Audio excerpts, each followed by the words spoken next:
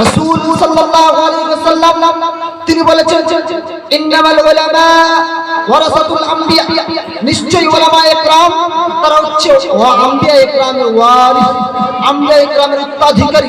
আম্বিয়ায়ে কেরাম নবীগণ যেই কাজ করতেন, নবীগণ যেই কাজ করতেন তাদের ডিউটি পালন করছে আম্বিয়ায়ে কেরাম, তাদের ডিউটি পালন করছে উলামায়ে কেরাম।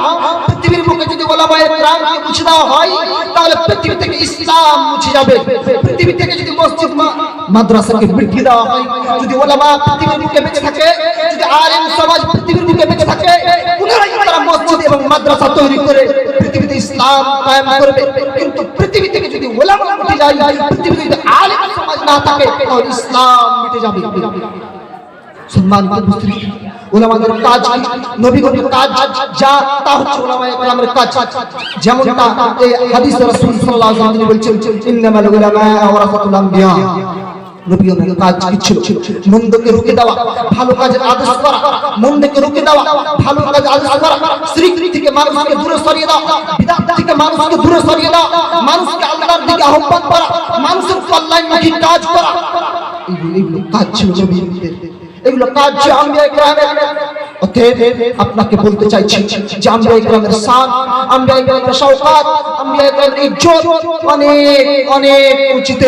আর এগুলো দায়িত্ব আল্লাহ সুবহানাহু ওয়া তাআলা আম্বিয়া কেরাম নবীগণ উত্তরাধিকারী হিসেবে উলামায়ে কেরাম আলেম সমাজের উপর দিয়েছেন যে হে আলেম সমাজ, তোমরা পৃথিবীর আনাচে কানাচে গিয়ে আমার ইসলামকে প্রচার করবে, তোমরা মন্দ দেখলে হাত দ্বারা প্রতিহত করবে, তোমরা যদি হাত দ্বারা না পারো তাহলে তোমরা জবান দ্বারা বলবে, নয় তোমরা অন্তর দ্বারা মন্দকে প্রতিহত করবে, মন্দকে রুখে দেবে, মন্দকে রুখে দেবে, মন্দ সমাজে বাড়তে দেবে না। যারা ফিতরা দেবে, ফিতরা দিতে গিয়ে খাদ্য না দিয়ে টাকা দিবে, তাদেরকে তোমরা রেখে দেবে। এটাই হচ্ছে আলেমদের কাজ। শুনুন, যারা হাদিসের উপর আমল করে না, আপনাদেরকে আমলের জন্য মানুষকে পৃথিবীর দিকে আহ্বান করবে। যারা নামাজ পড়ে না, ওদের আলেমদের কাজ হচ্ছে তাদেরকে ধরে ধরে নিয়ে আসা মসজিদের দিকে।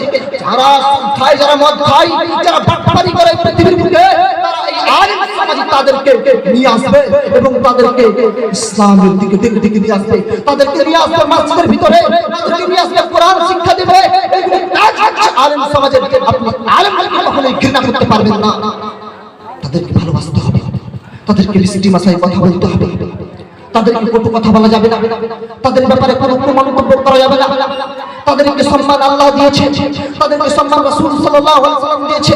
যেমনটি রাসূল সাল্লাল্লাহু আলাইহি ওয়াসাল্লাম বর্ণনা করেছেন, একজন